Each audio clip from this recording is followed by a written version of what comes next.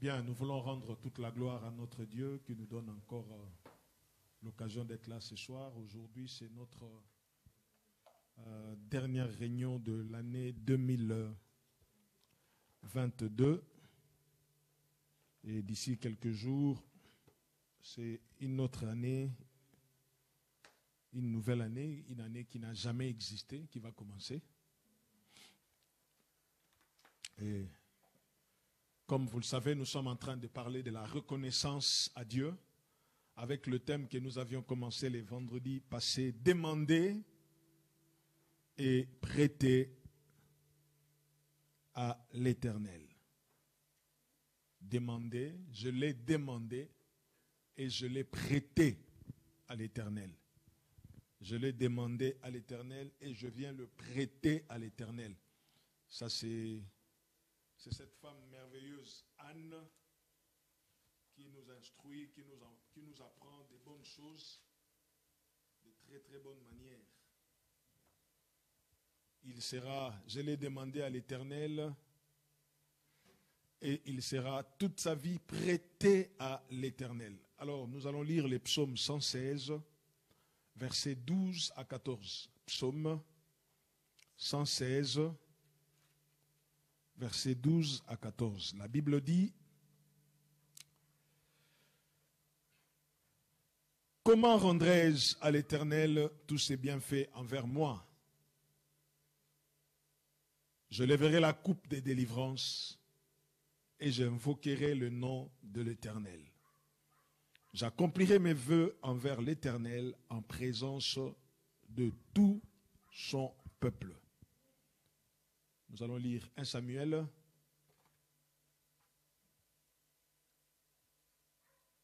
1 Samuel, chapitre 1er, versets 19 à 28. 1 Samuel, chapitre 1er, versets 19 à 28, la Bible dit: ils se levèrent de bon matin et après avoir adoré l'Éternel, ils s'en retournèrent et revèrent dans leur maison à Rama.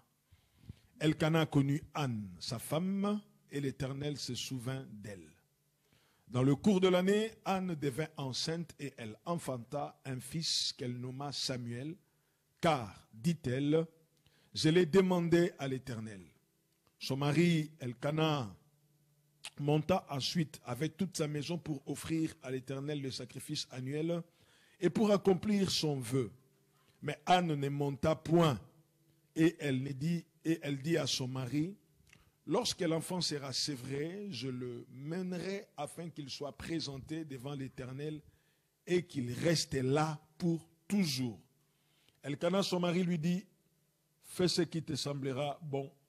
Attends de l'avoir sévré. Veuille seulement l'Éternel accomplir sa parole. Et la femme resta et allaita son fils jusqu'à ce qu'elle ait sévré. Quand elle eut sévré, elle le fit monter avec elle et prit 3 taureaux, un épha de farine et une outre de vin. Elle le mena dans la maison de l'Éternel à Silo. L'enfant était encore tout jeune. Ils égorgèrent les taureaux et ils conduisirent l'enfant à Élie. Anne dit: mon Seigneur, pardon, aussi vrai que ton âme vit, mon Seigneur, je suis cette femme qui me tenait ici près de toi pour prier l'Éternel.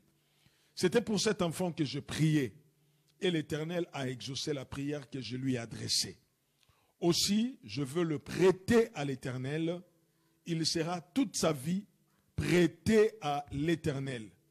Ils se prosternèrent là devant l'Éternel. Chapitre 2, versets 18 à 21. Toujours 1 Samuel, chapitre 2, 18 à 21. La Bible dit: Samuel faisait le service devant l'Éternel et cet enfant était revêtu d'un éphod de lin.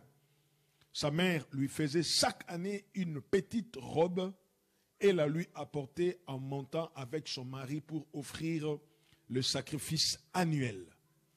Élie bénit Elkana et sa femme en disant: que l'Éternel te fasse avoir des enfants de cette femme pour remplacer celui qu'elle a prêté à l'Éternel. Et ils s'en retournèrent chez eux.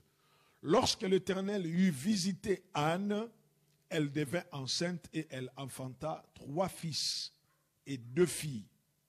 Et le jeune Samuel grandissait auprès de l'Éternel. Amen. 3 fils et 2 filles. Ça fait 5. Si vous ajoutez le petit Samuel, ça fait 6. Dieu lui a donné ce qu'elle avait besoin. Alors, nous sommes en train de parler de la reconnaissance de ce style de vie qui convient à ce que nous tous, enfants de Dieu, nous puissions développer.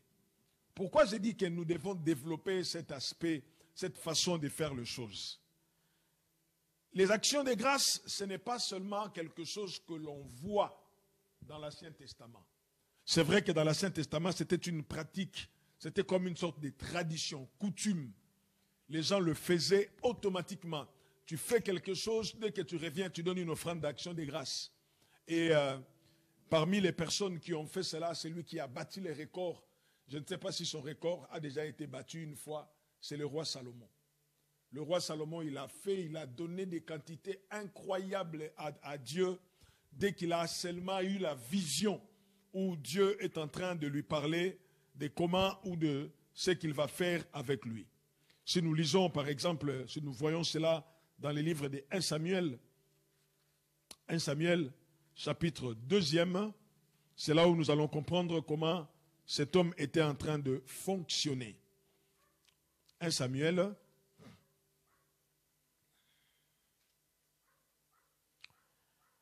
chapitre 3, pardon. La Bible dit ceci, 1 Samuel chapitre, qu'est-ce que je dis? 1 Roi chapitre 3. La Bible dit, Salomon s'allia par mariage avec Pharaon, roi d'Égypte. Il prit pour femme la fille de Pharaon et il l'amena dans la ville de David jusqu'à ce qu'il ait achevé de bâtir sa maison, la maison de l'Éternel et le mur d'enceinte de Jérusalem. Le peuple ne sacrifiait que sur les hauts lieux, car jusqu'à cette époque, on n'avait point bâti de maison au nom de l'Éternel. Verset 3. Salomon aimait l'Éternel et suivait les coutumes de David, son père. Seulement, c'était sur le haut lieu qu'il offrait des sacrifices et des parfums. Le roi s'est rendu à Gabaon pour y sacrifier, car c'était le principal des hauts lieux. Salomon offrit 1000 holocaustes sur l'autel. À Gabon, l'Éternel apparut en songe à Salomon pendant la nuit et Dieu lui dit, demande ce que tu veux que je te donne.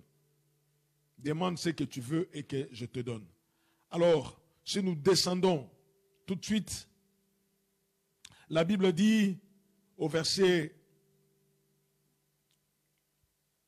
15, Salomon s'éveilla et voilà le songe.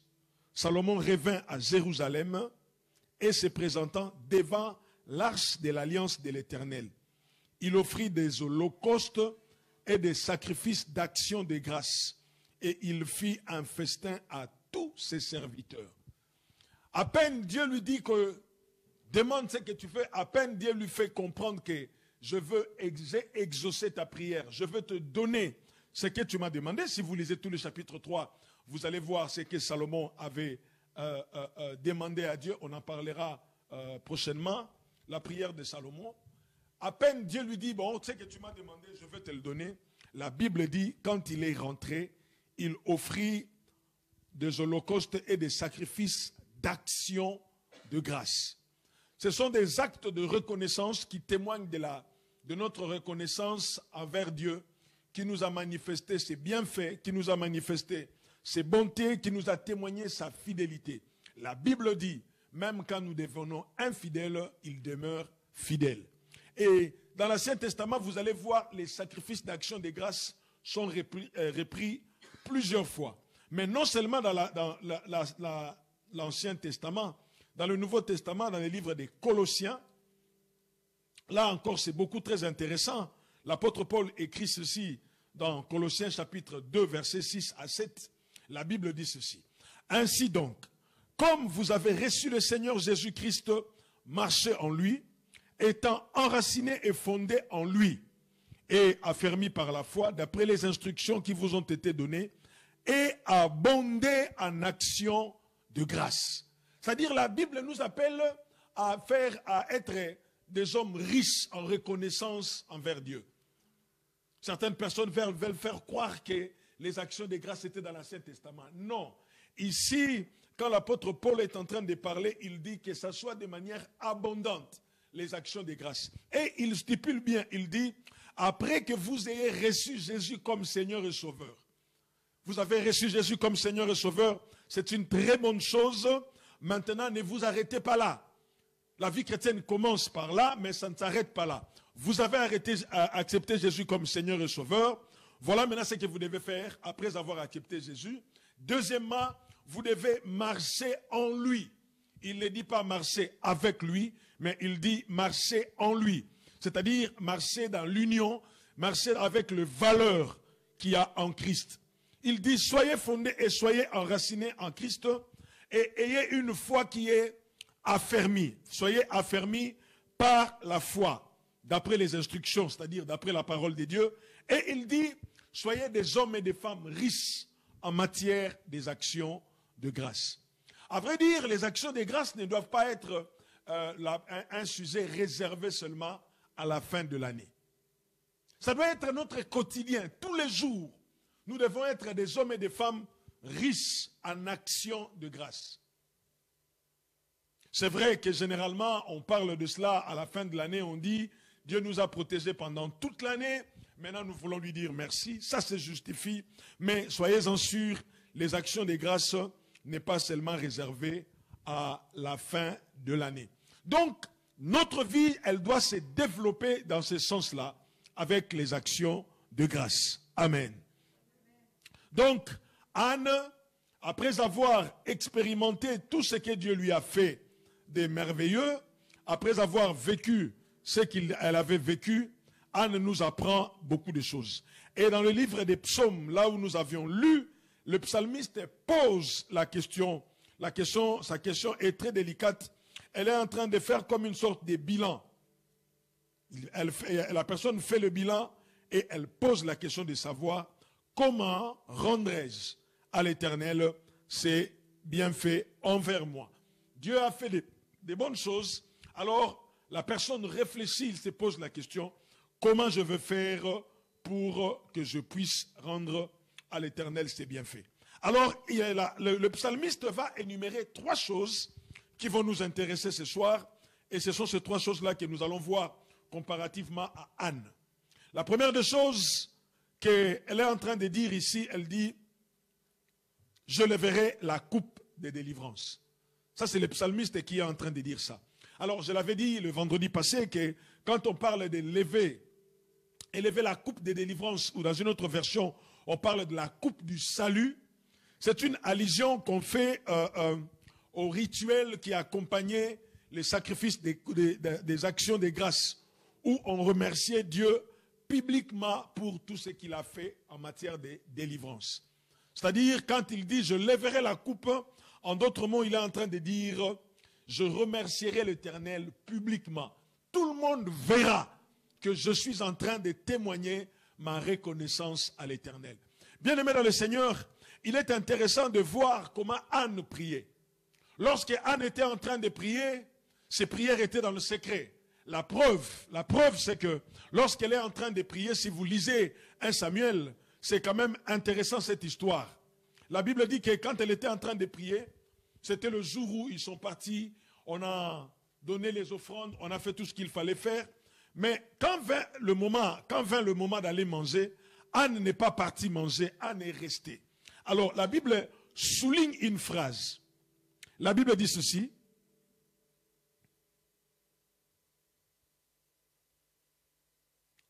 Chapitre 1er, verset 12. Comme elle restait longtemps en prière devant l'Éternel, Élie observa sa bouche. C'est-à-dire pour Élie, le rituel est fait. Tout ce qu'il faut faire est déjà fait. Maintenant, il faut passer à autre chose. Comme qui dirait chaque chose à son temps. Il y a un temps pour prier, il y a un temps pour faire ceci. Maintenant, c'était le temps de manger. Mais pendant ce temps de manger, Anne ne veut pas aller manger, elle reste là. Alors, Élie, le sacrificateur, il est comme on va dire aujourd'hui, ça équivaudrait à un pasteur, au pasteur responsable de l'église. Il est en train de regarder les gens qui sont venus dans le temple pour donner les offrandes d'action de grâce, pour pour se prosterner. Alors il voit que tout le monde est en train de manger, mais la pauvre dame ne mange pas. Alors elle veut entendre ce qu'elle est en train de dire, elle n'entend rien. Elle se dit, bon, peut-être que ça ne va pas. Mais la Bible dit, comme elle restait longtemps en prière, comme elle restait longtemps en prière, pour Élie, ce n'est pas normal. Non, quelqu'un ne peut pas prier autant. Ce n'est pas normal. Comment elle peut rester comme ça? Élie a tout de suite déduit que c'est l'ivresse. En plus, quand il l'observe de loin, il voit seulement que ce sont ses lèvres qui sont en train de bouger, mais on n'entend rien comme parole. Alors, Élie va lui dire, arrête avec ton ivresse. Mais Anne, tout ce qu'elle a dit, Élie ne l'a pas entendu, son mari ne l'a pas entendu, seul lui et Dieu. Mais elle est restée longtemps dans la prière. Bien-aimé dans le Seigneur, vous savez, quelqu'un qui a connu l'agonie dans la prière, quand il célèbre Dieu, on sent tout de suite que celui-ci ou celle-là, elle a vécu une histoire avec Dieu. Quelqu'un qui n'a jamais connu l'agonie dans la prière, même quand elle prie, tu sens que, bon, elle prie parce que c'est une formalité. Mais Anne, elle est restée longtemps, donc elle connaît le prix de la prière. Elle connaît combien Samuel lui a coûté. Voilà pourquoi, quand il va donner le nom à l'enfant, il va dire, je l'ai demandé à Dieu. Alors, donc, dans le secret, il a fait la prière, et quand il est maintenant question de témoigner les bontés de l'Éternel, Anne, il a frappé fort. La Bible parle même de comment elle est montée. La Bible dit, quand elle eut sévré l'enfant, elle le fit monter avec elle et prit 3 taureaux. 3. Ce n'est pas trois petites brebis.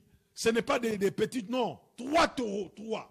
Un taureau, c'est quelque chose quand même de pas, quelque chose qu'on ne peut pas négliger. Et le taureau était des offrandes, des sacrifices qu'on donnait pour la consécration. Quand on voulait consacrer quelqu'un, on prenait le taureau à cause de sa force, à cause de sa vigueur, on prenait le taureau. Alors généralement, on donnait un taureau. Mais lui, elle apprend 3. C'est-à-dire vraiment que je viens témoigner ma reconnaissance. Et comme je l'avais dit à Dieu, cet enfant, je veux le laisser là, à l'Éternel. Elle amena dans la maison 3 taureaux, 1 épha de farine et 1 outre de vin. Elle le mena dans la maison de l'Éternel à Silo. L'enfant était encore tout jeune. Elle va donner l'enfant. Et quand elle vient donner ça, elle ne donne pas ça en huis clos, en catimini. Non, c'est en public. On voit. Et j'imagine un peu, je ne sais pas, Samuel, il pouvait avoir quel âge, je ne sais pas. Mais j'imagine que, comme la Bible dit, il était encore tout jeune. C'était vraiment tout jeune. Le petit Samuel ne savait pas ce qui allait se passer. Il voyait seulement que sa maman l'amenait quelque part, mais avec des animaux. Est-ce qu'il avait conscience pour savoir qu'on va me sacrifier? Non. Mais la maman savait ce qu'elle était en train de faire. Elle témoigne sa reconnaissance de manière publique parce qu'elle sait ce qu'elle a enduré dans le secret. Oh, Jésus a dit, quand vous priez, ne faites pas comme le publicain qui aime se faire voir, qui aime être acclamé, qui aime être adulé, qui aime être exalté des gens. Bien-aimés dans le Seigneur, la prière peut se faire en secret. Le grand combat peut être livré en secret, mais les actions de grâce se font en public. On peut gêner, la Bible dit, quand tu gênes, que personne ne sache, mets-toi, parfume-toi, sois bien. Ne donne pas l'impression de quelqu'un qui souffre, non. Tu peux gêner dans le secret, tu peux faire des choses dans le secret, mais quand vient le moment de témoigner les actions de grâce de Dieu, on doit sentir que Dieu a fait quelque chose. Il dit, je lèverai la coupe de délivrance. Quand il vient de déposer l'enfant, on voit, on sait. Parce qu'il a dit à son mari, vous montez. Et vous savez, pendant que j'étais en train de lire cette histoire, c'est bizarre. C'est bizarre. Écoutez comment la Bible parle de Pénina. La Bible dit ceci. Chaque fois, verset 7, 1 Samuel chapitre 1, verset 7, Et toutes les années, il en était ainsi. Chaque fois que Anne montait à la maison de l'Éternel, Pénina la mortifiait de la même manière. Alors elle pleurait et ne mangeait pas. Alors que Anne est encore célibataire, chaque fois qu'elle monte, Pénina aussi monte. Mais à vrai dire, Pénina ne monte pas pour célébrer. Pénina monte pour la mortifier. Pourquoi je peux me permettre de dire ça? Vous allez voir au chapitre 2e.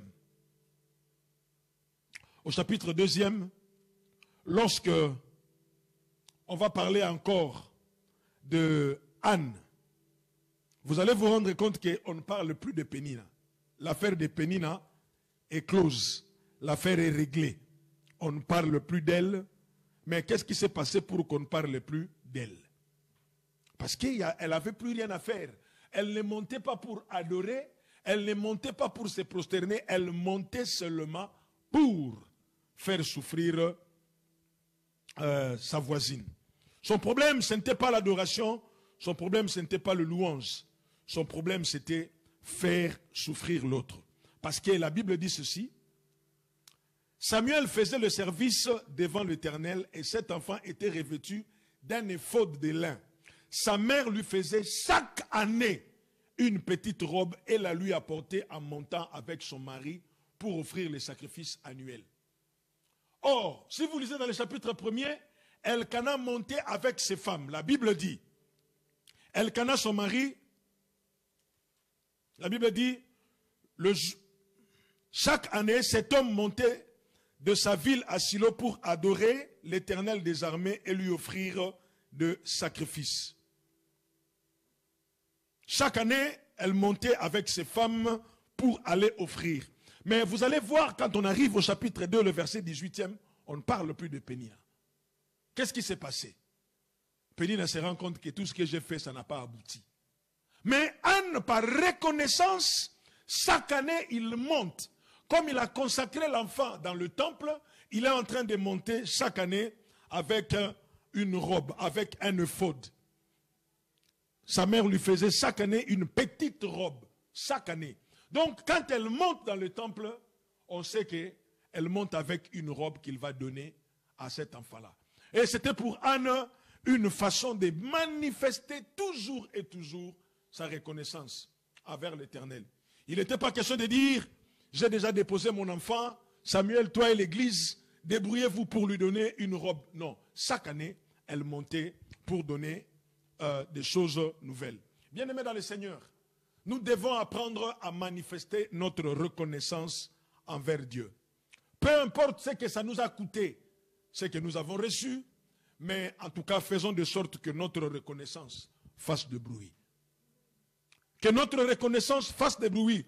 Salomon l'a fait. Salomon l'a fait. Salomon l'a fait. Salomon, pourquoi tu as fait ça?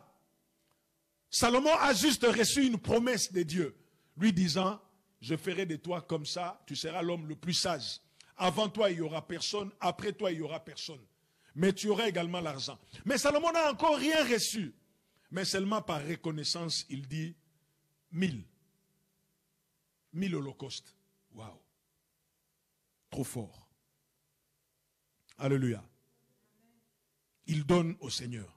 Le psalmiste, il dit, comment rendrai-je à l'Éternel ses bienfaits? Il commence par dire, je lèverai la coupe de délivrance. Bien-aimés, apprenons à parler des bontés de Dieu dans nos vies, dans nos familles. Apprenons à célébrer les bontés de Dieu.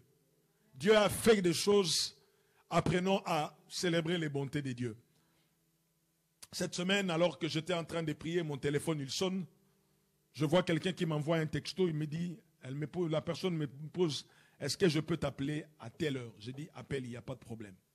Elle m'appelle et dit, pasteur, j'ai des nouvelles à t'annoncer, mais ça se suit en même temps.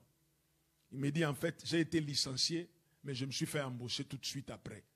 Et le travail que je viens de voir, ça n'a rien à voir de là où on m'a embauché. Parce que ici, je suis bien. Alors, je voulais seulement témoigner ma reconnaissance à Dieu. C'est pour ça que je t'appelle pour rendre témoignage. J'ai dit, ok, c'est encore possible qu'à la fin de l'année, on se fasse virer et on se fasse embaucher. Apprenons à témoigner les bontés de l'Éternel. Vous savez, il y a des choses que nous recevons sans avoir fait quelque chose. Il y a des choses pour lesquelles nous payons des prix. C'est des gens comme Anne. C'est des personnes comme Anne. Elle sait comment on l'a mortifiée. Elle sait comment même son pasteur l'a traité de femme ivre. Je crois que si c'était ici, on allait dire, je quitte l'église. Comment les pasteurs voient vraiment que moi j'ai pris, elle me traite de femme ivre. Anne a dit, je ne tomberai pas dans ces pièges. Il dit, non, je ne suis pas ivre. Je suis en train de répandre mon cœur. C'est l'amertume qui me fait parler. La même personne qui l'a traité de femme ivre a changé de parole pour lui dire, va en paix et que l'Éternel exauce des cieux la prière que tu lui as adressée. Apprenons à élever la coupe de délivrance. Apprenons à dire tout ce que Dieu a fait. Soyons fiers quand nous parlons de ce que Dieu... Même si nous manquons certaines choses. Mais soyons fiers de cela. Vous imaginez que lorsque Anne est en train de donner l'enfant au temple, il n'a que ce seul enfant-là. Il n'en a pas d'autre. Il n'y a que lui. Mais il le donne. Mais il a donné. Le psalmiste le dit, la deuxième chose, j'invoquerai le nom de l'Éternel. J'invoquerai le nom de l'Éternel. Je crois que si peut-être j'étais à la place de Anne, j'allais dire, bon, je montais dans le temple, maintenant que Dieu m'a donné ce que je cherchais, ça suffit.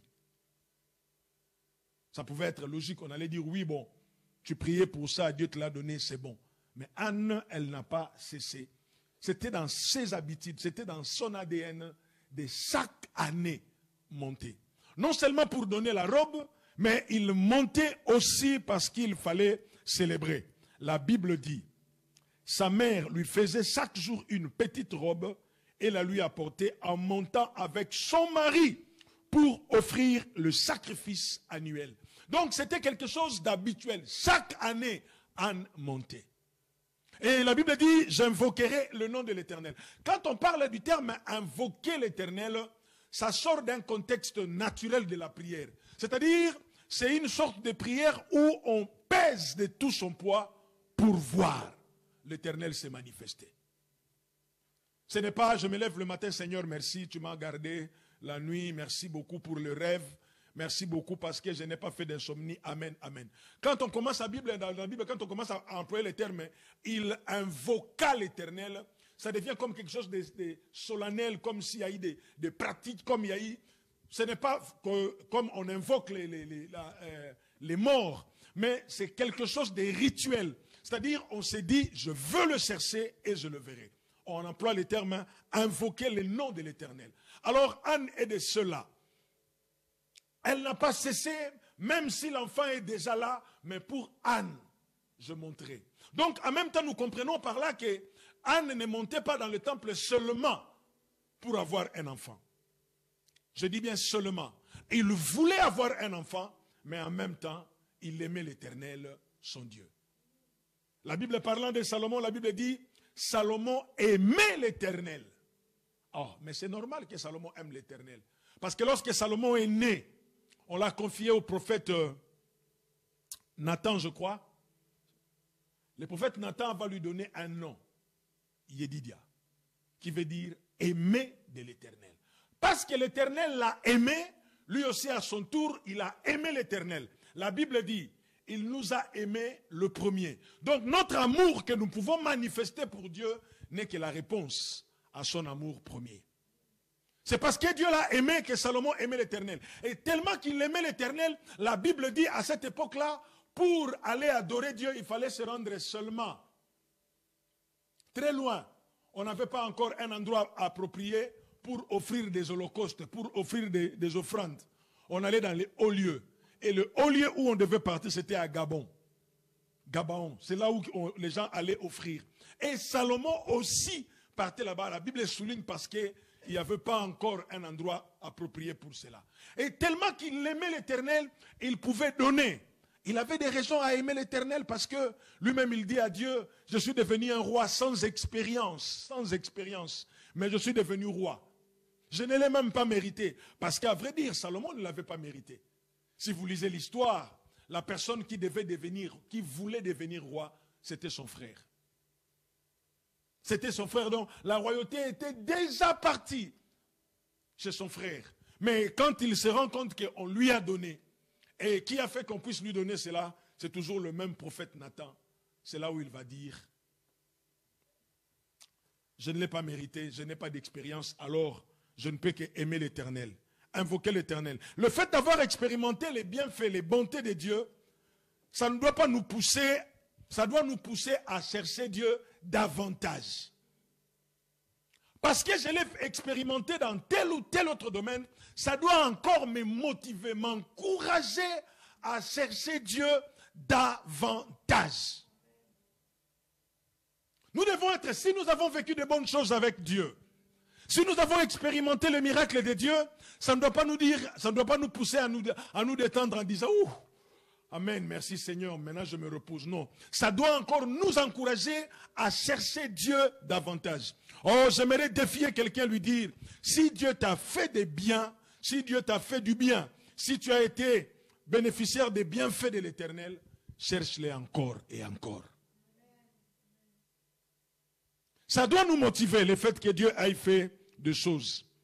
Anne n'a pas cessé de monter à Silo parce qu'il a eu seulement un enfant. Il pouvait dire à Pénina, ça suffit. Tu as des enfants, j'ai un enfant. Mais pour Anne, il s'est dit, j'ai expérimenté les bontés de Dieu, je continuerai toujours. Nous devons nous inscrire dans la continuation et dans la continuité de la reconnaissance. Dieu m'a fait des bonnes choses, je veux le louer. Et je le louerai encore, parce que David il dit, mon âme espère à l'Éternel, car je le louerai encore. Quand dans la Bible on emploie le mot encore, ça veut dire qu'il y a déjà eu des sujets pour louer l'Éternel, et il y en aura encore. Même si je passe par des zones d'ombre, même si je passe par des moments, une période de vaches maigres, mais quand j'essaye de voir dans mon rétroviseur toutes les bontés de l'Éternel que j'ai expérimentées, je vais dire, c'est vrai c'est difficile, c'est vrai c'est dur, mais je le louerai encore. Je le louerai encore parce que je l'ai vécu, je le vivrai encore. Parce que je l'ai vu, je le verrai encore. C'est Job qui dit ça, il dit, mon serviteur s'élèvera, mon rédempteur s'élèvera les derniers, et je le verrai encore. Je le verrai. Anne ne veut pas arrêter. Elle veut continuer. Bien-aimés, si nous voulons témoigner notre reconnaissance à Dieu, nous devons apprendre à le chercher davantage. Parce que c'est lui qui a réjoui mon cœur. C'est lui qui a fait que mes besoins soient satisfaits et accomplis. Alors pourquoi je veux laisser de le chercher? Je le chercherai, je le l'évoquerai encore. Amen. Il dit, je l'avais demandé à Dieu. Je l'avais demandé à Dieu. Je ne veux pas me lasser. Je continuerai à le chercher. Le psalmiste, il dit, troisième chose, il dit, j'accomplirai mes vœux envers l'Éternel en présence de tout son peuple. J'accomplirai mes vœux. C'est ce que nous voyons dans la vie d'Anne. Anne, il a fait un deal avec Dieu. Il dit, parce que nous avons tous un besoin commun. Toi, tu cherches un serviteur, moi, je cherche un enfant. Si tu me donnes un enfant, tu enlèves mon opprobre, tu enlèves ma honte. Je pourrais aussi parler à Pénina. Mais en revanche, cet enfant, il te sera consacré. Je veux te le prêter. J'ai beaucoup aimé le terme qu'Anne a employé. Il dit, je viens le prêter. En fait, si vous lisez, quand il était en train de parler, il n'avait pas parlé de mon prêter. Il a commencé par dire, je le consacrerai à l'Éternel. Je le consacrerai à l'Éternel. Mais quand il va venir pour déposer l'enfant dans le temple, il va dire, je veux le prêter. Non, si vous étudiez Anne, vous allez comprendre que c'était une femme, il doit avoir reçu beaucoup de révélations de Dieu. Dans le livre des Proverbes, Dieu va dire, il n'est débiteur de personne. Mais voilà une femme qui vient lui dire, je te prête, je te prête. Il avait promis à Dieu en disant, je viendrai le déposer dans le temple, et le voilà qui vient avec l'enfant. Le voilà qui vient avec l'enfant. En règle générale, toute femme qui a du mal à avoir des enfants, quand il a un seul enfant, c'est comme son œil. C'est comme son œuf. Il ne faut pas le toucher, faut pas. Il veut, partout où il est, son enfant doit être là. Même s'il est parti au travail, il faut qu'il appelle. Comment il va? Mais Anne, elle fait le contraire. Le seul enfant qu'il a, il va se séparer de lui. Mais c'est normal. Si vous demandez à Anne pourquoi tu fais ça, il va dire, c'était dans les termes de notre contrat. C'est l'une des clauses. Tu me donnes, je te le donne. Donc je vais respecter. Vous savez, des fois, quand les gens s'inspirent de Anne, les gens font des prières en disant, si tu me donnes, je ferai ceci, je ferai cela. Mais tout de suite après, dès que les gens reçoivent ce que Dieu leur donne, la reconnaissance commence à poser problème. Vous allez voir quelqu'un, s'il a encore une situation administrative à problème. Moi, si Dieu m'aide vraiment à avoir des papiers, je serai. Dès qu'il est régularisé, la première des choses, je vais au pays. Dès que c'est fait, je vais au pays. Mais pourtant, il a dit à Dieu, si tu me donnes. Et Dieu connaît tellement le cœur que quand tu demandes comme ça, il dit, oh, c'est pas grave, tiens. Tiens, ça c'est pour toi. Et très souvent, c'est décevant. Le Seigneur n'est pas déçu, mais les hommes peuvent être déçus d'une manière ou d'une autre. C'est très, très, très, très compliqué cela. Mais Anne, et il dit, j'accomplirai mes vœux envers l'Éternel en présence de tout son peuple. Accomplir le vœu. Qu'est-ce que tu as dit à Dieu pour qu'il te fasse quelque chose? Est-ce que tu as accompli ce que tu avais promis à Dieu? Moi, si le Seigneur me donne un travail, mon premier salaire, je vais donner ça à l'église. Depuis que tu as commencé à travailler. Le salaire là, il est où? Tu commences à développer des théories, non, tu vois la charge, tu vois la maison, tu vois, il faut que je paye mon pass TBM, tu vois la cantine des enfants. Mais quand tu faisais la promesse là même, quand tu disais, pasteur, moi si Dieu me donne, un pasteur raconte l'histoire d'un homme, quelqu'un de son église. En plein culte comme ça, le pasteur est en train de prier pour les gens. Le frère, il vient devant pour qu'on prie pour lui. Quand il veut prier pour lui, il voit en image. L'homme est assis dans un bureau, vraiment comme un chef. Derrière lui, il y avait le drapeau du pays et la photo du président de la République. Il dit, ah, je vois ça. Ça veut dire que dans le jour qui arrive, Dieu va t'élever à un niveau où tu seras vraiment un homme très élevé. Quelque temps après, la personne est nommée le numéro 1 d'une société publique. Le numéro 1. Alors, quand on lui a annoncé ça, il dit, ah, pasteur, en tout cas, si ça arrive, je vais soutenir l'église. Donc, le pasteur, il prie pour lui, en tout cas, Seigneur, ce que j'ai vu, il faut que ça s'accomplisse. Quelques jours après, paf, publié à la télévision. On va dire aujourd'hui, tu es nommé, par exemple, le PDG de EDF ou de la RATP. C'est publié à la télé, parce que nous, on voyait les publications à la télé. Tout le monde sait que telle personne est devenue tel monsieur. À l'église, invisible. On attendait au moins qu'il réalise quand il avait dit on va soutenir l'église. Il n'a pas soutenu l'église. Quelques jours après, écarté de sa fonction, il revient à l'église. Il dit, pasteur, cette fois-ci, le pasteur a dit, Dieu t'avait déjà testé. On a testé, on t'a pesé, divisé, on a compris que tu es léger. Il y a des gens qui pensent qu'ils peuvent flatter Dieu. Non. Dieu connaît tellement le cœur. Et des fois, Dieu nous met devant les évidences pour nous faire comprendre que ton cœur n'est pas prêt. Prends. Mais Anne, avec un seul enfant, il respecte le contrat. Il dit, Seigneur, je t'avais dit, si tu me donnes, je te donne. Il vient voir Anne, il vient voir le prophète, les sacrificateurs, Élie, il lui dit, C'était pour cet enfant que j'ai prié l'Éternel.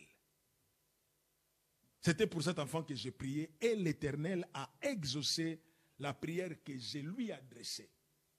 Aussi, je veux le prêter à l'Éternel. Il sera toute sa vie prêté à l'Éternel et il se prosternera là devant l'Éternel. C'était pour cet enfant que j'ai prié. Tu as prié pour beaucoup de choses, Dieu a fait. Et toi, qu'est-ce que tu as fait? Vous devez savoir une chose, lorsque Anne vient déposer Samuel dans le temple, Anne a compris une vérité que je veux que tu comprennes. La vérité est celle-ci. Tout ce qui nous vient de Dieu doit revenir à Dieu. Tout. Tout ce qui nous vient de Dieu doit revenir à Dieu. La Bible dit, le ciel et toute son armée sont l'ouvrage de ses mains, et la terre et tout ce qu'elle renferme appartiennent à l'Éternel. Donc il n'y a rien que nous pouvons avoir sur terre qui doit être notre marque déposée où nous avons le droit de propriété. Non. Ce n'est pas notre marque déposée. Non. C'est Dieu qui nous a donné. Alors parce que ça appartient à l'Éternel, ça doit revenir à l'Éternel. Et une fois entre nos mains, comportons-nous seulement comme des simples gérants. Tu as eu le diplôme. On t'a dit que tu es intelligent. Gloire au Seigneur. Maintenant que ces diplômes-là servent à la gloire de notre Dieu. Tu as cherché un travail, tu l'as eu. Gloire au Seigneur. L'argent que tu gagnes là doit servir à la gloire de Dieu. Tu as acheté quelque chose, tu voulais une maison, tu l'as acheté. Gloire à Dieu, c'est à toi. Mais elle doit revenir à celui qui te l'a donné. Je l'ai eu, je l'ai demandé à Dieu. Parce que Dieu me l'a donné, à mon tour, je veux le prêter à Dieu. Demander et prêter à l'Éternel. Si nous commençons à fonctionner comme ça, en sachant que ça ne m'appartient pas, c'est Dieu qui me l'a donné, si nous commençons à nous comporter comme ça, bien aimé, beaucoup de choses dans nos vies seront changées. La Bible dit abonder en action de grâce. Abonder en action de grâce. Je l'ai demandé à l'Éternel, je veux le prêter à l'Éternel. Moi, vraiment, si Dieu me donne une voiture, tous les frères qui viennent en transport en commun, là, je vais commencer à aller les chercher. Dès que tu as la voiture, tu commences à parler carburant. Mais quand tu faisais des promesses là, quand tu parlais là, tu ne savais pas qu'on t'écoutait et Dieu aussi écoutait. C'est pour cela que la Bible dit, quand tu es dans la maison de l'Éternel, ne sois pas pressé à parler. Bon, il n'est pas dit que parce qu'on dit qu'il ne faut pas être pressé, il faut commencer à avoir. Ah non, non, moi je ne parle pas, sinon le pasteur va encore revenir à la charge. Mais en tout cas, faisons cet effort-là. Anne a fait comprendre que non. Vous savez, les femmes comme les ânes au ciel, il faut le chercher. Il frappe fort. Avec le seul enfant, il va le donner à Dieu. Mais comme il a employé le terme prêter à Dieu, Dieu se rend compte qu'il est pris au piège. Comment on peut me prêter alors que tout m'appartient? Alors, comme on me prête, je dois payer cela. Vous devez savoir une chose que j'ai compris aujourd'hui, c'est que le Dieu qui nous veut reconnaissant a toujours été reconnaissant à notre reconnaissance. Le Dieu qui nous veut, le Dieu qui veut que nous soyons reconnaissants, lui-même aussi a toujours été reconnaissant quand nous lui témoignons notre reconnaissance. De manière simple, je dirais seulement, quand nous continuons à manifester, à donner à Dieu des actions de grâce, il va continuer à nous manifester la grâce. La preuve, nous la voyons avec notre sœur Anne. Le chapitre 2, le verset 21, nous donne une information précieuse. La Bible dit, lorsque l'Éternel eut visité Anne, elle devint enceinte et elle enfanta 3 fils et 2 filles. C'était risqué de prendre le seul, l'unique enfant que tu as, aller le déposer encore dans le temple. Je crois au jour d'aujourd'hui, si tu le fais, avec l'organisation sociale dans le monde dans lequel nous évoluons, c'est chaud, hein? Et la famille qui va commencer à te regarder, mais tu as laissé l'enfant là où? Comment tu peux aller donner l'enfant au pasteur? tu ne connais pas les gens, tu ne connais pas l'état d'âme de ton pasteur. L'enfant que tu as déposé là-bas, il va devenir un enfant pour des courses. Anne, il dit, moi, je ne suis pas là, je le donne. Et certaines personnes peuvent même la traiter des femmes incapables. Femme prodigue, qui est incapable d'assumer ses responsabilités. Voilà, elle a demandé l'enfant à Dieu, Dieu lui a donné, maintenant elle ne sait pas comment prendre soin de l'enfant. Elle est partie déposer, abandonner l'enfant à l'église. Mais non, vous ne savez pas, c'était quoi le deal? Ce deal-là, personne ne connaît. Même le prophète et le sacrificateur Élie n'étaient pas au courant du deal. C'était entre lui, entre elle et son Dieu.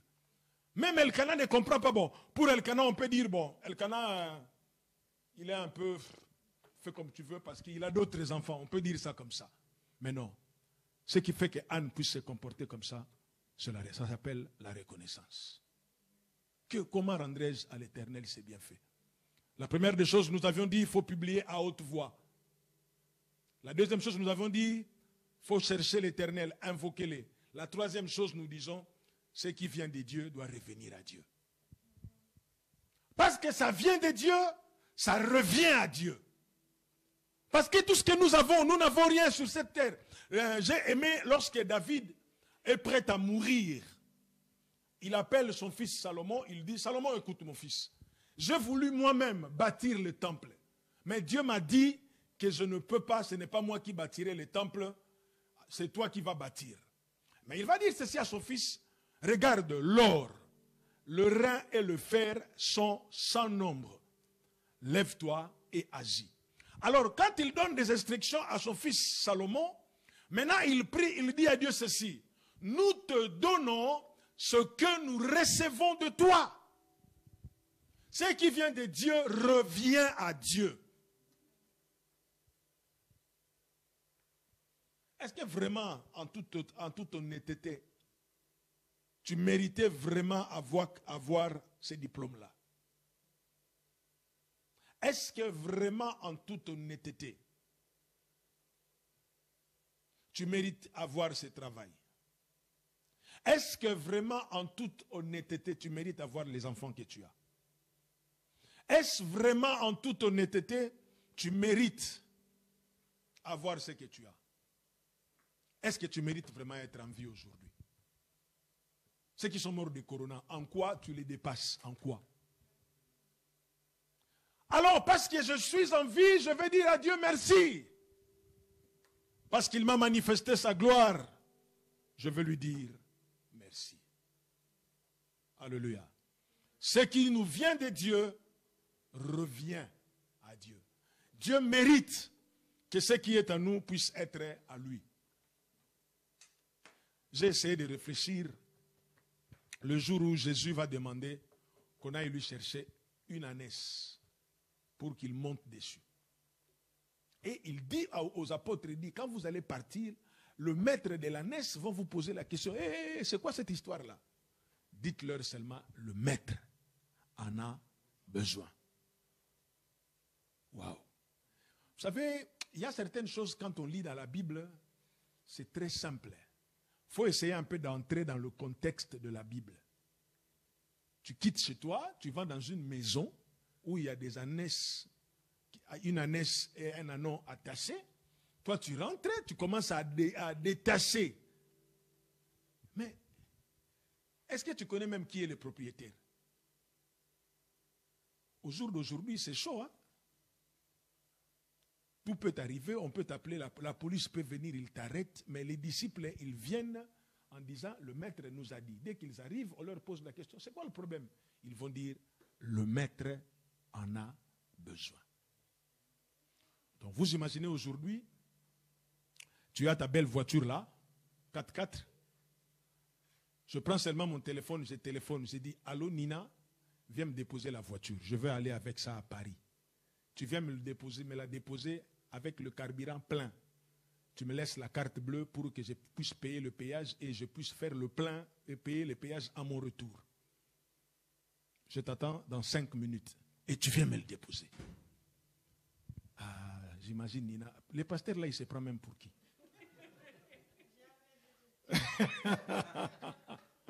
Amen. Donc, quand vous voyez maintenant le Jésus qui dit, allez prendre l'anneau, et le maître, le propriétaire de l'anneau, de l'ânesse qui était là, il voit la chose, il pose seulement la question, on leur dit, le maître en a besoin. Quand Jésus veut manger la Pâque, il dit à ses disciples, allez dans la ville, vous croiserez un homme portant la cruche. Partout où il entre, vous aussi entrez. Posez-lui la question. Le maître dit, où est-ce que je mangerai la Pâque avec mes disciples? Il vous montrera une chambre déjà préparée. Mais Jésus, parce que tu sais déjà, allons seulement. Non, vous allez d'abord. Ils arrivent, ils croisent effectivement un homme dans la ville qui porte une cruche. Ah. On vous dit, va à Bruges, tu croiseras un homme portant la cruche. Tu vas partir de quel côté de Bruges? Je ne sais pas comment les choses se faisaient, ils croisent un homme. Chose rare dans la ville, dans le village, voir un homme porter la cruche. Ça, c'est les tâches réservées aux femmes. Alors, il le voit, il commence à le suivre. Et j'imagine le monsieur qui dit, pourquoi vous me suivez? Je ne sais pas s'il a dit ça. Mais au jour d'aujourd'hui, quand je marche, je regarde derrière, vous me suivez, je vais accélérer les pas. Si je vois que vous continuez à me suivre, ça va finir mal. Ça me fait penser à une de mes sœurs, je ne sais pas si elle est en train de nous suivre. Elle va à Paris, c'était 23h ou minuit. Donc, il n'y a personne sur la route. Elle est la seule. Elle sort du métro, elle va chez sa petite sœur. Il voit un jeune derrière lui qui vient. Donc, elle s'est dit, ça c'est sûrement un voyou, il faut que j'accélère le pas. Quand elle accélère le pas, le jeune derrière aussi accélère le pas. En fait, le jeune s'est dit, il faut que je marche avec cette dame. Au moins, ça fait 2 personnes dans la rue. Mais ma soeur, elle s'est dit, celui-là, il doit être un bandit qui veut... Ma soeur, elle traverse. Le jeune homme ici traverse. Ma soeur, elle me dit, Francis, je lui ai crié en langue. Quand elle a crié, le jeune homme a fui, elle aussi, elle a fui. Mais le jeune homme ne lui voulait pas le mal. Alors maintenant, j'imagine cet homme-là, avec la cruche, qui voit les disciples en train de le suivre. Il rentre dans la maison, les disciples aussi entrent. Eh mais ce n'est pas votre maison. Qui vous a ouvert la porte? Quand il rentre à la maison, il dépose la cruche, il dit, qu'est-ce qu'il y a? Il dit, le maître demande, où est-ce que je mangerai la Pâque avec mes disciples? Il dit, c'est là. C'est là la fameuse chambre haute. Il dit, c'est là, c'est déjà préparé. Allez dire à votre maître. Jésus, comment tu peux te donner certains droits comme ça? Mais au jour d'aujourd'hui, s'il y a des choses que nous devons faire, il faut négocier, il faut le droit des uns et des autres. On a même la fameuse phrase, ta liberté commence là où se limite. Ta liberté se limite là où commence ma liberté. Oh lolo. Jésus n'a que faire de tous ces pensées-là. Jésus dit seulement, amenez-moi l'anneau, demandez-lui où est-ce que je vais manger. Alléluia. Ce qui nous vient de Dieu revient à Dieu. Je veux que vous puissiez retenir cette phrase-là. Ça vient de Dieu, ça revient à Dieu. Et comme Dieu, qui veut que nous soyons reconnaissants, est toujours reconnaissant à notre reconnaissance, il ne pouvait pas se permettre de laisser Anne avec un seul enfant, Samuel. Comme cadeau, 3 garçons, 2 filles. Ce qui lui fait 6 enfants. Mais maintenant, regardez la différence entre Anne et Pénina. On va finir là et on va prier. Vous n'entendrez à aucun endroit où on parle des fils de Pénina. Le nom de ces enfants ne sont pas cités. Le nombre ne nous est pas donné. Je ne sais pas, peut-être vu que c'est Samuel qui a écrit le livre de Samuel, il a fait exprès de ne pas mentionner ses frères. Il a dit, votre maman m'a fait souffrir ma mère, je ne vais pas mentionner votre nom. Et même si on doit citer les enfants de Pénina, ils n'ont pas le poids, ils n'ont pas la qualité que quelqu'un comme Samuel a. Samuel, c'est le voyant, c'est le prophète. Donc, ce qui veut dire que quand nous manifestons de la reconnaissance à notre Dieu, quand nous savons que je l'ai demandé à Dieu, je veux le prêter à Dieu, bien aimé dans le Seigneur, Dieu sait nous réjouir. Dieu sait réjouir nos cœurs. Donc, quand toute la nation tremble devant Samuel, Anne, elle sait que celle-là, c'est mon enfant. celui-là c'est le fruit de la grâce. Alors, parce que j'ai bénéficié de la grâce de Dieu, je vais donner des actions de grâce. Là où la grâce a fait son passage, les actions de grâce ne se taisent pas. Mettons-nous debout, nous allons prier le Seigneur. Là où la grâce a fait son entrée, les actions de grâce ne se taisent pas.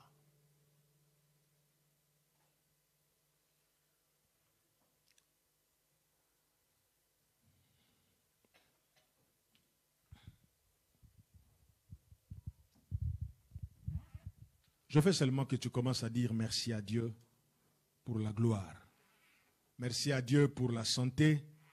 Merci à Dieu pour le travail. Merci à Dieu pour les enfants. Merci à Dieu pour le mari, pour l'épouse. Merci à Dieu pour le fiancé. Merci à Dieu pour les diplômes. Merci à Dieu pour tout ce qu'il est en train de faire. Oh, disons-lui merci. Alléluia. Merci Seigneur.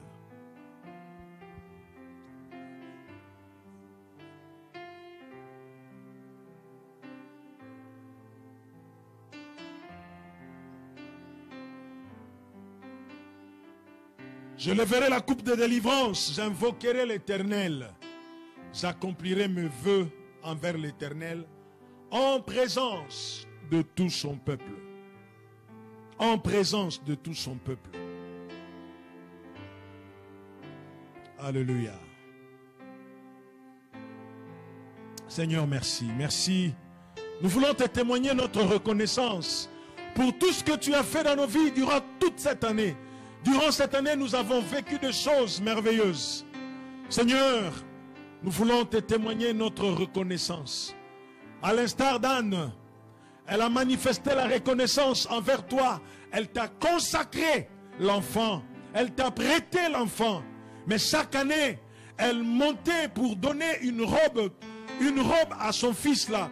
Non seulement qu'elle a donné à Dieu, mais elle ne voulait pas que l'enfant soit à la charge d'Élie. Seigneur, nous voulons être reconnaissants envers toi et nous voulons aussi témoigner la reconnaissance envers ceux qui nous ont aidés. Seigneur, nous voulons juste te dire merci.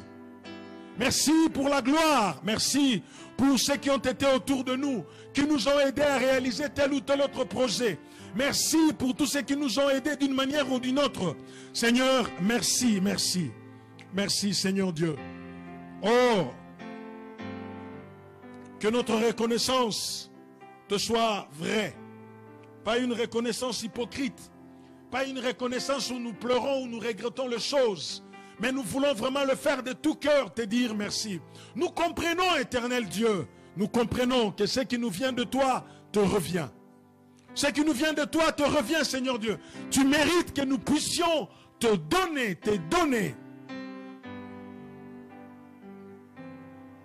ce qui nous vient de toi.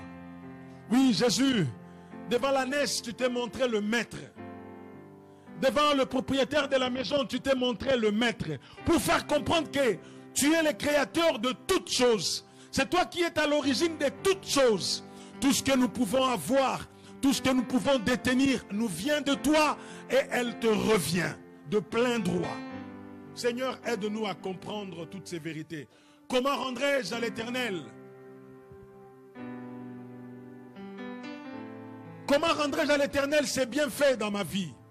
Seigneur, apprends-moi à savoir témoigner de tes bontés.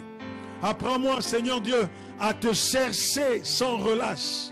Apprends-moi, éternel Dieu, à accomplir le vœu que je t'ai fait dans le secret. Oui, éternel Dieu, Anne n'était pas obligée de donner parce que personne n'était au courant lorsqu'elle était en train de te promettre cela. Mais parce qu'elle savait que tu sais la clause de ce contrat, elle est venue avec reconnaissance. Seigneur, oh, je vais te dire merci pour le master. Seigneur, merci pour ce diplôme. Merci pour cette entreprise. Merci pour cette société que j'ai créée. Merci pour cette maison que j'ai construite. Merci pour ces affaires que je suis en train de faire. Seigneur, tu m'as manifesté ta grâce, je viens avec des actions de grâce. Car là où la grâce a fait son entrée, les actions de grâce ne se taisent pas. Éternel Dieu, reçois notre reconnaissance. Nous voulons te dire merci de tout cœur. Nous voulons te dire merci. Merci pour la vie. Merci pour la santé. Merci pour la bonne santé. Merci pour l'énergie. Merci pour la force. Merci pour l'exaucement de prière. Merci éternel Dieu pour tout ce que tu as fait. Que ton nom soit béni. Que ton nom soit glorifié. Seigneur, que ton nom soit béni. Merci pour ce soir. Nous nous recommandons à ta grâce et prions que tu nous aides à développer, à abonder en action de grâce.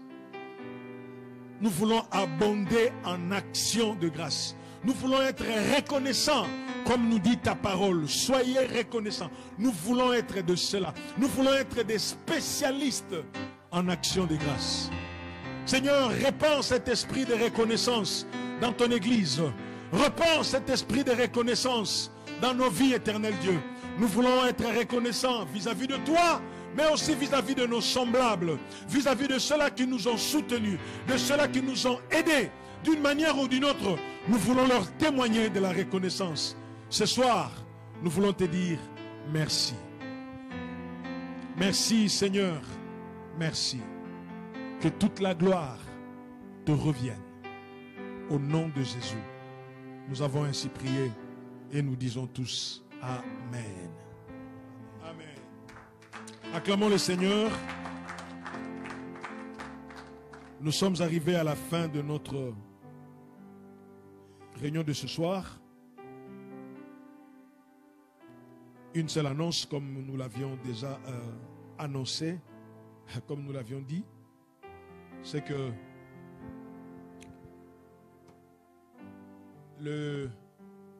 demain, il y a déjà la répétition pour la chorale. Et puis, le 31, donc la nuit, nous n'avons rien. Nous n'avons pas quelque chose ici de prévu parce que nous n'avons pas la salle. Mais dimanche, le matin, nous sommes là. Donc même si vous allez fêter quelque part, les paniers des offrandes vont circuler entre-temps. Même si vous allez fêter quelque part, vous allez organiser un réveillon entre frères, entre sœurs, vous allez manger, vous allez faire tout ce qui est faisable. N'oubliez pas que dimanche le matin, nous allons avoir notre culte de 10h à 12h. Ça va être notre premier culte de l'année. Et le Seigneur ne manquera pas de nous faire beaucoup de bien. Et comme nous l'avions dit, ce dimanche-là, nous allons venir avec nos offrandes d'action de grâce. Nos offrandes d'action de grâce pour dire à Dieu, tu m'as béni, tu m'as protégé, tu as fait tout ce que tu pouvais faire dans ma vie, je viens te donner. Peu importe la somme que tu voudras mettre là-dedans, mais en tout cas, faisons un effort, même si les temps sont durs, même si les finances ne permettent pas, faisons-nous violence. C'est quand elle avait qu'un seul enfant qu'elle l'a donné au Seigneur et Dieu lui a donné 5 autres. C'était merveilleux.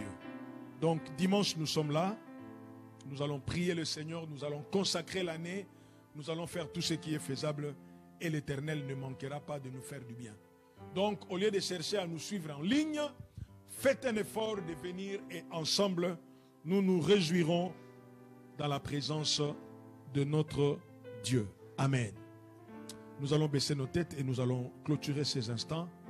Un grand merci à nos amis qui nous ont suivis en ligne. Merci aux techniciens pour avoir permis que nous puissions diffuser ces cultes. Merci à tous ceux qui ont été ce soir dans le service. Merci également à la chorale. Que le nom du Seigneur soit béni. Père, nous voulons te dire merci et te rendre toute la gloire. Merci de nous apprendre, Seigneur Dieu, à te témoigner notre reconnaissance. Nous prions que nous soyons le peuple qui abonde en action de grâce. Avec le peu de moyens que nous pouvons avoir, Père, donne-nous d'apprendre à te dire merci. Merci pour le souffle de vie, merci pour tout. Nous prions également, Éternel Dieu, que tu nous donnes encore l'occasion d'être présents ces dimanches à notre premier culte de l'année. Seigneur, fais-nous grâce pour que nous puissions être là nombreux. Merci pour tout. Que cette nuit soit une nuit de grâce pour chacun de nous. Bénis ton peuple dans le nom de Jésus. Nous avons ainsi prié et nous disons Amen. Merci beaucoup. Que le Seigneur vous bénisse.